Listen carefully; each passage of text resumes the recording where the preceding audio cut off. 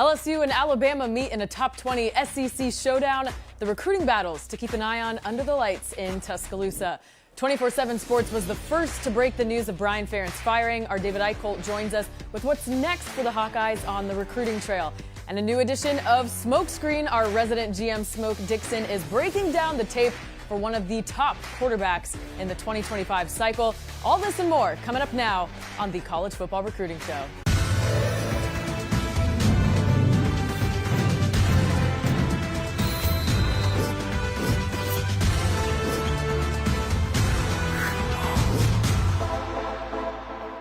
Good afternoon and welcome into the College Football Recruiting Show. I'm Grace Remington with Blair Angulo. And as always, before we begin, please like this video and subscribe to the 24/7 Sports YouTube channel.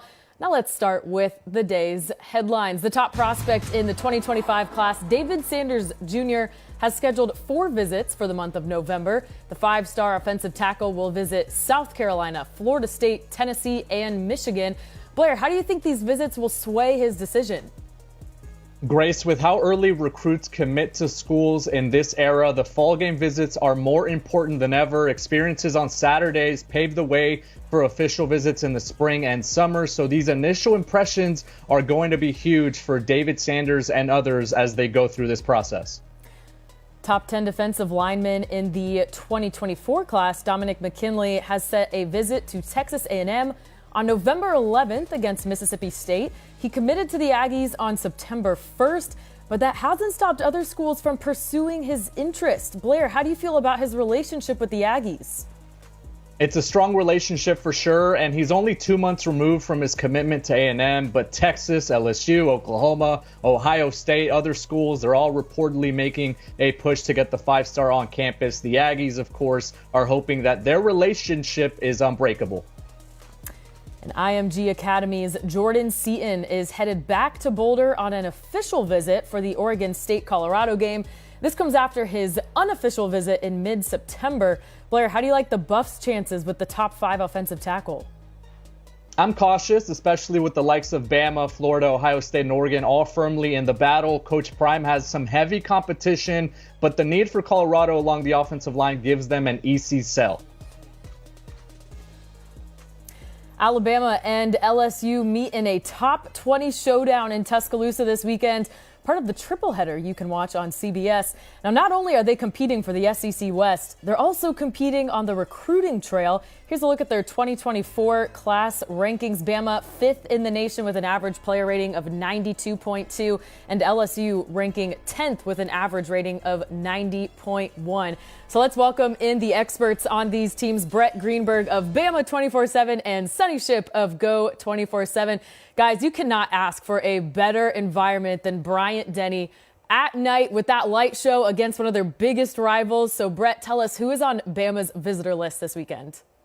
Yeah, you hit on it right there. Bryant-Denny Stadium under the lights, one of the best environments in the SEC, and over 50 confirmed guests through Bama 247 this weekend. So, big weekend, like you said, this year and for coming years recruiting-wise. We'll start with 2024, Daniel Hill, 4-star running back out of Meridian, Mississippi, making his 4th game visit of the season. He's seemingly visited, 100 times since the beginning of the summer. Steve Wiltfong, as most people are aware, put in a crystal ball for him after the Tennessee weekend. I think it's just another reason for him to be in town, get to know the coaches even more. I was talking with his father, Demetrius, and he's kind of joking about how he could, give tours to freshmen now. He's been there so much. I really like where Alabama stands with him. And another guy in 2024 at the edge position out of Carrollwood Day is Solomon Williams, 4-star. He hasn't been to Alabama since June. He's visited a couple other schools since then, but getting him back on campus is a big deal. I know Alabama felt good about where they were at the beginning of the summer, but getting him back on campus again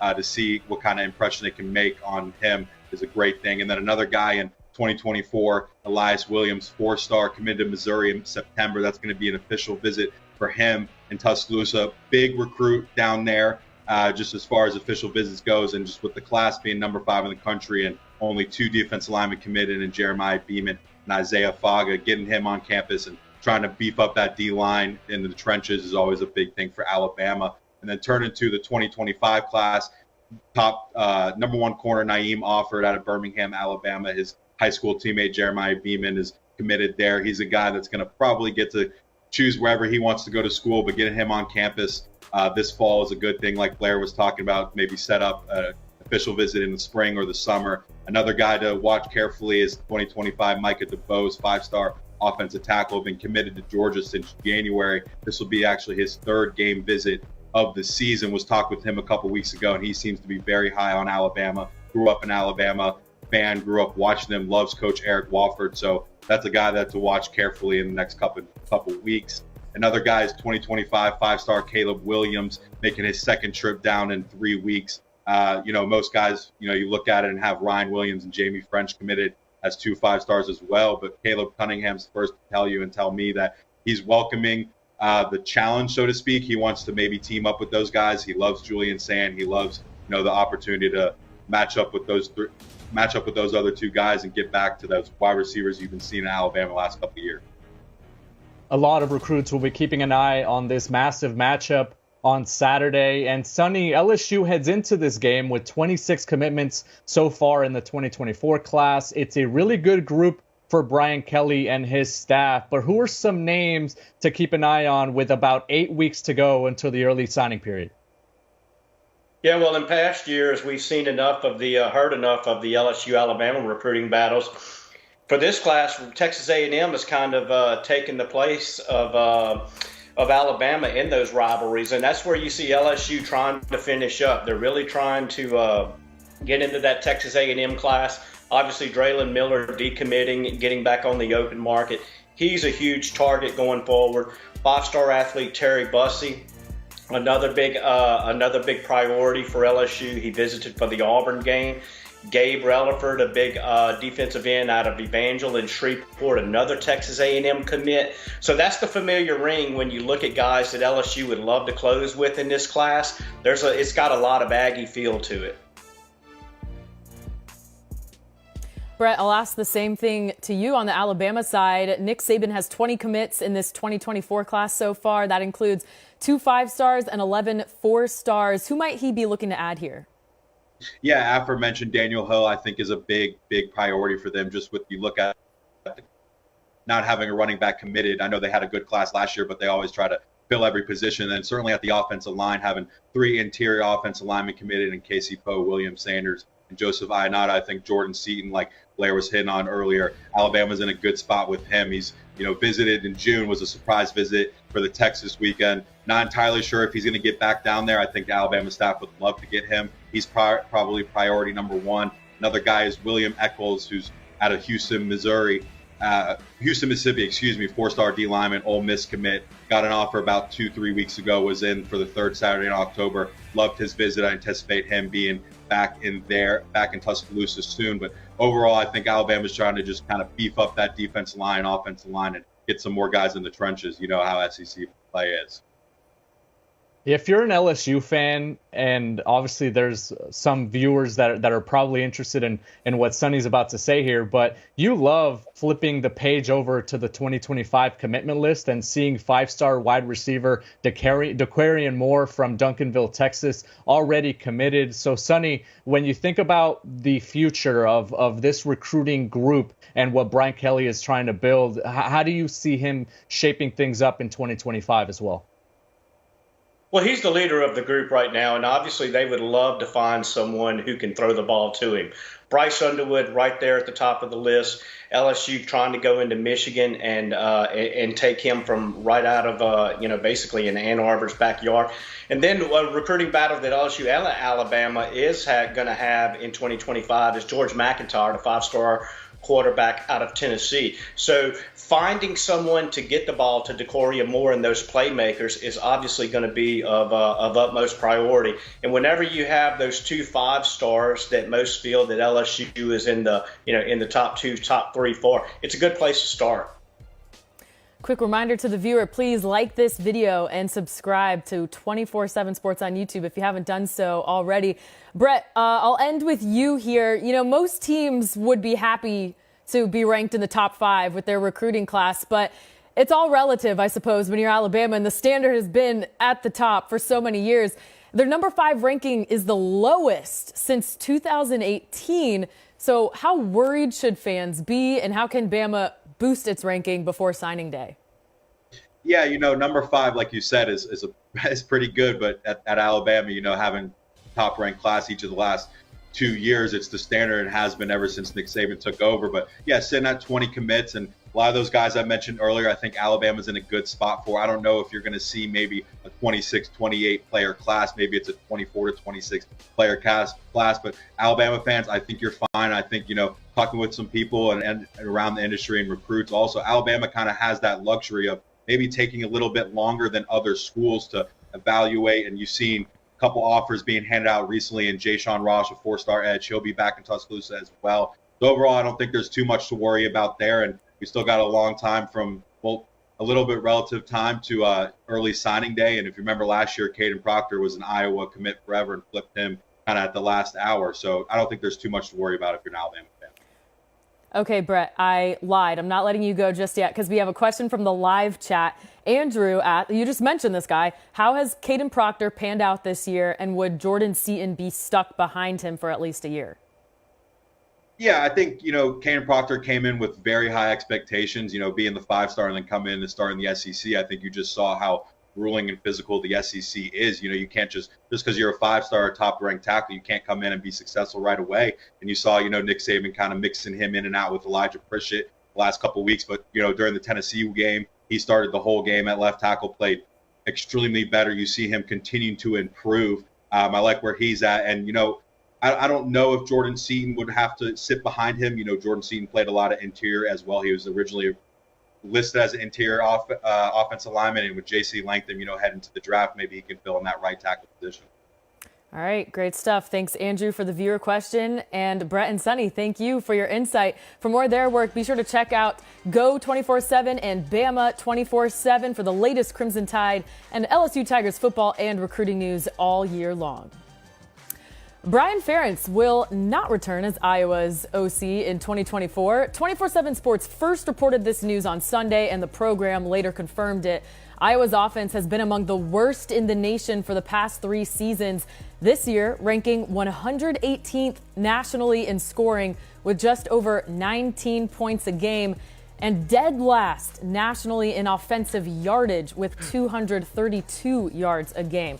Our David Eickholt of Hawkeye Insider has been all over this news from the jump, and he joins us now with more. David, there's a reason the move was made now instead of after the season. What kind of impact on recruiting does this decision have? Yeah, I think it's really interesting, too, because you think about this 2024 recruiting class. It's been going on since 2021. Iowa got their first commit, but it's also been set in stone since July 19th of this summer. So I think it's a good thing. I think Brian Ferentz really has not been too involved in the recruiting aspect over the past couple of years. But I do think that the timing had to happen now. Yes, Iowa is still in contention to win the Big Ten West despite the offensive numbers that you already mentioned. But you also just look ahead and you look at the way the transfer portal era is kind of changing things. December 4th, the portal opens up, and with the offense being as bad as it has been, not just this year, but over the past 3 years, Iowa has to really get out ahead of the curve, and they have to try to make themselves at least a little bit appealing to some potential prospects, because no amount of NIL money is going to help land you some instant impact. Now, I know it was up in the air for a couple of commits after Brian Ferentz was fired, but again, finishing out the season. But I do think right now Iowa's in a good spot, and quite honestly, I really think this is going to help Iowa's recruiting going forward. It's really important. You're obviously selling the future, and if that future looks a bit cloudy, it's a little bit difficult to sell it. And right now in 2024, David, I think Iowa is doing a decent job, right? They're pacing for a top 30 class. They have 6 4-star commitments among their 20 commits. What's the outlook for the next 2 months ahead of the early signing period as Iowa aims to keep this group together, especially on the offensive side of the ball? Yeah, obviously you already mentioned, I think the defense is in a really good spot, but the 2 names that I really want to keep an eye on that are already committed in the class is 4-star quarterback James Razar. This is a guy who's known more of an athlete, and I think Iowa really needs that from the quarterback position. I think, he is more detailed and oriented as an athlete, but I think the quarterback traits can come with it. Has a verified 4.67 track time, and Iowa needs an athlete. They need a guy that can get out in space and move in the pocket, because Look who's coming in the Big Ten: USC, UCLA, Washington, Oregon. Those are some really exciting offenses. And again, Razar's commitment, I think, was a little bit uncertain. Hawkeye insider Sean Bach asked Razar about his stats after Brian Ferentz was fired. He had no comment at the time. But after a good talk with Kirk Ferentz, shortly after that, he said, you know what? I'm back all in on Iowa, but I do know some other schools are going to continue to kind of keep track of him. And another guy that I really think is going to continue to rise up the 24/7 sports rankings, it's going to be four-star tight end Gavin Hoffman. I think he's one of the best athletes among the tight ends in this 2024 class. And you kind of look at some of the past Iowa tight ends and what they've been able to do with some of the athletic guys. Think about Noah Fant, think about TJ Hawkins, and even Sam Laporta, who I think fell a little bit more under the radar. But Hoffman's going to continue getting some big calls, and I think some schools are going to come after him. But Iowa holding on to Abdul Hodge as a tight end coach, Iowa's reputation of being tight end U, I think Iowa is going to be able to hold on to him, but the big dogs are not going to back off anytime soon. So, David, Iowa's 2024 class currently has 20 commits, but they haven't had a commitment since late July. So already not a lot of momentum there. Are there any lingering targets they're still looking to add? Yeah, I like to call it a Phil Parker specialty, Grace. I mean, you look at some of the past guys that Phil Parker's, kind of pulled out in the late signing period or in the past couple of weeks. I mean, you think about guys like Desmond King, the Jim Thorpe Award winner, Josh Jackson, who was another big-time standout, Brendan Diaz-Fernandez a couple classes ago, Geno Stone, who just secured a huge deal in the NFL, leads the NFL in interceptions. Phil Parker, I think, is one of the more underrated secondary coaches in the country. I think the best defensive coordinator in the country. And the fact he hasn't won the coordinator of the year is a little bit surprising to me. So Iowa really is not tracking too many targets right now. And I think they're going to be really careful about trying to target too many guys, because you think about the potential portal attrition. As I've already mentioned, the Iowa offense, it's a really tough sell right now. And not even just selling to potential future additions. You're talking about keeping some talented players on the roster, because, don't let the stats fool you. I've been a full believer that Iowa still has some really good pieces on offense, but you kind of look at where they've been over the past couple of years. I think you're going to almost have to kind of re-pitch to your current players that they are going to be put in a position to succeed. So no specific names right now. Iowa's still sort of tracking, but it's going to be really interesting to see what Phil Parker and the rest of the staff kind of pull together. David, you mentioned two very key words there: transfer portal, and I think the move at the coaching position, obviously with a new offensive coordinator, I think will impact things for the Iowa Hawkeyes. How do you think this change might affect how Iowa approaches the transfer portal? Yeah, I think it's really interesting, too, because I thought Iowa got an A from me based on how they did the last transfer portal cycle. They got the quarterback they wanted in Cade McNamara. He just couldn't stay healthy. Eric All is still the team's leading receiver, by the way, despite being out for the past couple of weeks. Nick Jackson, what he's been able to do at the linebacker position. And that was really the first year where Kirk Ferentz sort of embraced the transfer portal. Despite the injuries, Kirk Ferentz values culture and kind of accountability and leadership. And you look at some of the guys they brought in. As I mentioned, Cade McNamara was on campus in June. He was voted team captain. Eric All is going to be an NFL tight end. He's been incredibly highly thought of in the locker room. Nick Jackson's continued to get better and better. So I think Kirk Ferentz is going to be a little bit more aggressive with some of the guys in the portal because of the leadership and because they've been able to identify guys that fit well within their program. But I'd also point out to people this. You can flip an offense in 1 year in the modern day transfer portal. But the big question I have for Kirk Ferentz is, will he keep his hands off the offense? And will Iowa shell out, $1.5 million or so to get an offensive coordinator to kind of flip the offense? And a name that I think is a dream hire, but I do think that Iowa could have a little bit of traction with if given the right opportunity. It's going to be Washington offensive coordinator Ryan Grubb. He's a guy from Kingsley, Iowa, played college football at Buena Vista and Storm Lake, Iowa. Not necessarily Hawkeye ties, but Iowans are pretty true to Iowan values, and what he's been able to do at Washington, it's been impressive. So if Iowa gets a home run hire out of the from the coaching cycle, I really do think that they'll be able to at least make Iowa some sort of appealing for offensive impact players, because right now it does seem like it's putting lipstick on a pig, right? I mean, the offense has been so bad for the past 3 years, but there's a lot of pressure on Kirk Ferentz and on Iowa to flip this offense. And I'll tell you, I think this is going to be the most important hire in the Brian Ferentz tenure. You know what, guys? I'm not going to lie. I'm going to miss the drive to 325. It was fun while it lasted. It'll be interesting to see which direction this program goes. All right. Thanks, David. And for more of his work, be sure to head over to HawkeyeInsider.com. You'll be the first to know about any of the coaching rumors, plus portal and recruiting news. Again, that's HawkeyeInsider.com.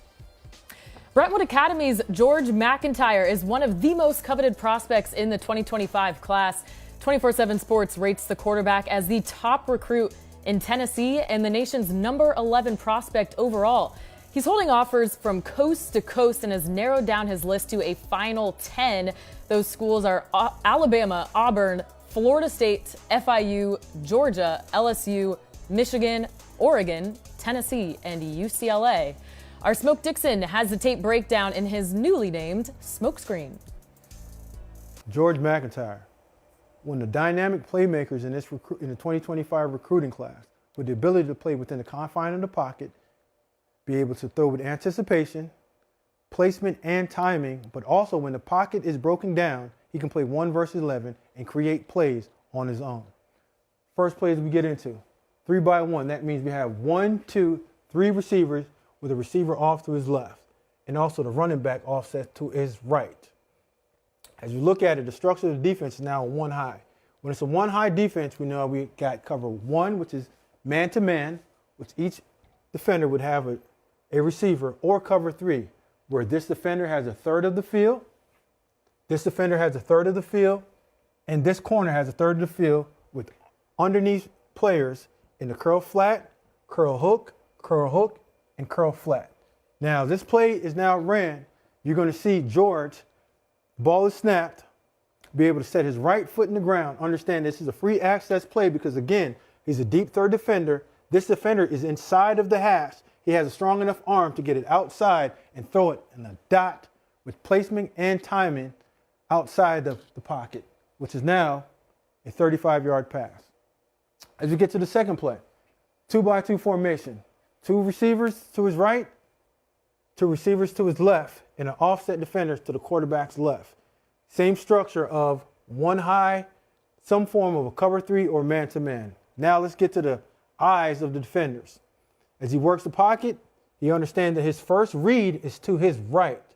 Defender has his eyes back, receiver doesn't. Window is closed. Let's go back to now the second window, which he works to his left. He keeps his eyes vertical to hold this defender. Now he understands I have to throw a layer throw, which is a 2-ball, over top of the second level defender. That's why it's called a 2-ball. Drop it in this bucket right here and give this receiver the ability to hit him in his face mask and give him a rack ability. That means run after the catch. That now creates explosive plays. Third play. This is where George creates on his own, 1 versus 11, where the structure of the pocket breaks down. He understands that I'm a better athlete and I have to create plays for my team because this is the time that I have to put my Superman cape on. So this play breaks down. Formation to the boundary. This means 2 receivers to the boundary. They're running a glance, which is an RPO play, with this receiver should come in this window. Window's closed because defender has eyes back. Eyes make 4. His eyes make 4 with yours. 2 and 2 makes 4. He now knows I have to work to my second level. This is broken down. Defender's coming free. He's coming free. I'm going to make you miss. I'm going to make you miss. I'm going to put you, and now in a spin cycle, spin out of it, and make a throw without setting my feet, throwing a 15-yard dot to my receiver to give him an opportunity to now score.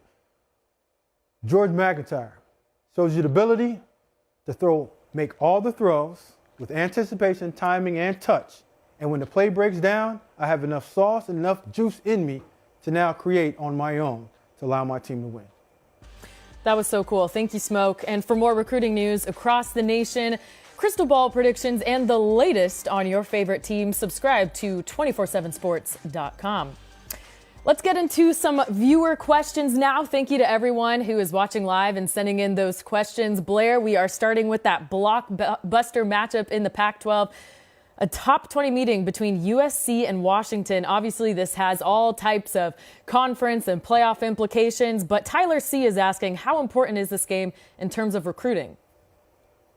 It's huge. It's monumental for both programs. First, with Washington, they know that this is a big stage. They know that the spotlight will be on them. National television, a huge market in Los Angeles, a future Big Ten rival in USC. If you're able to continue to stay and remain undefeated, you go out and make another statement. If you're Michael Penix Jr. as a Heisman hopeful winner, and they obviously were very cognizant of that. Earlier this week, they put out a video on social media, and we see it here now, of kind of detailing how important the state of California is for them in recruiting. So the coaches know, the recruiting staff knows that this is a huge moment for them to go down to Los Angeles, keep their undefeated record, and then make another splash in recruiting. And for USC, coming off of losses to Utah and Notre Dame and some closer games where there are some question marks about the future of that defense or whether or not this program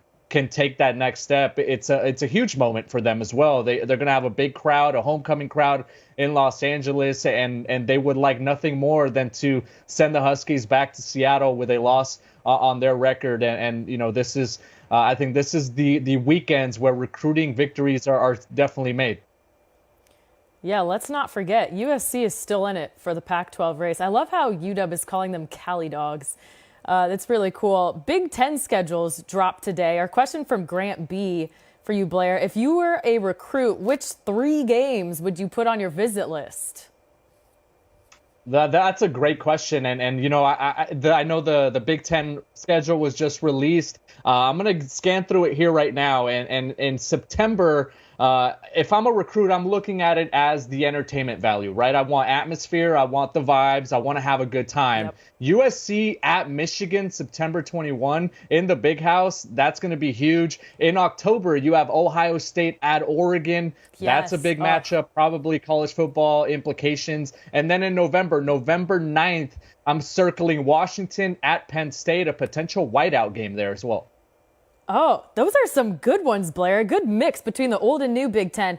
All right, our last question from Crispy. Just kidding. We are wrapping the show. More viewer questions next time, guys. Send them in next week. For Blair Angulo and our whole team, I'm Grace Remington. Thank you guys for watching, and we will see you back here on the 24/7 Sports YouTube channel on Monday.